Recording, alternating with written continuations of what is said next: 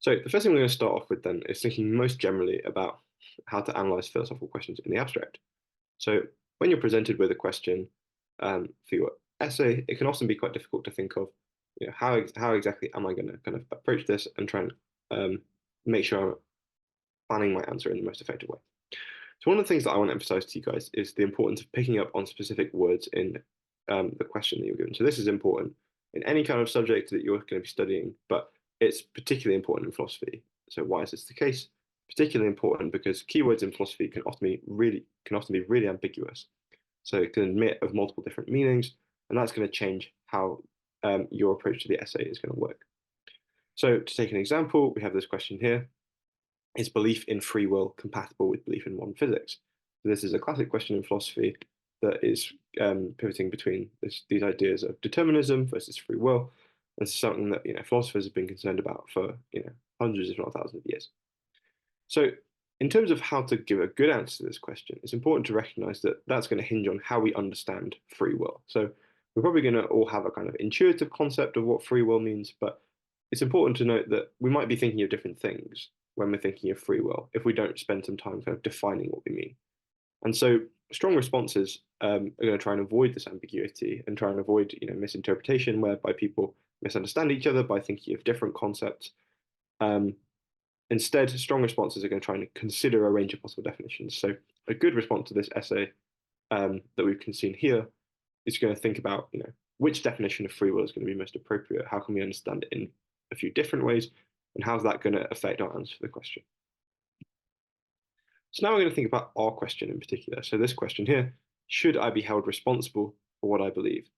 So I want you guys to take a couple of minutes to try and think of some thoughts of your own, try and consider some of the motivations, so how you would kind of emphasize the importance of this question, what some key words are going to be to define in this question, and then maybe some potential responses to this question. So think about how you might go about answering it. So on the assumption that you've taken some time to do that, I'm just going to give you some of my thoughts. So to begin with, we're going to start by thinking about how to motivate the question. So oftentimes when you're thinking about how to approach an essay question, it's important to ask the so what question. So thinking about so what changes in terms of whether I answer this question yes or whether I answer this question no. So when we're thinking about the issue of whether you should be held responsible for what you believe, one of the things that this kind of tracks into is wider debate about the kind of ethics of belief.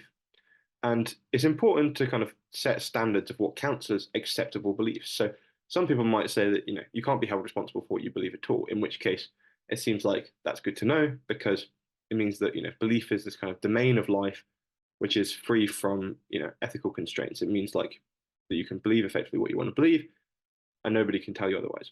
On the other hand, if we do think that you can be held responsible for what you believe, then it seems like it's going to be important to understand why you can be held responsible for what you believe and how you can be held responsible for what you believe. So making sure that we have a kind of good understanding of what the standards are for acceptable belief is going to be something that's important because it might change how we act.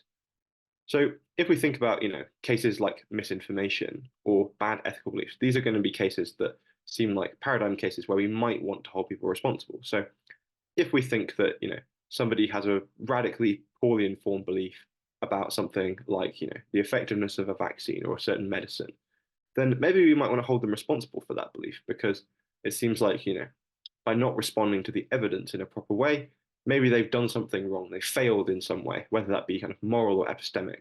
It seems like that's a paradigm case. And so if we can say that we can hold people responsible for those beliefs, then we're going to have to think about what they need to be changing in order to do better.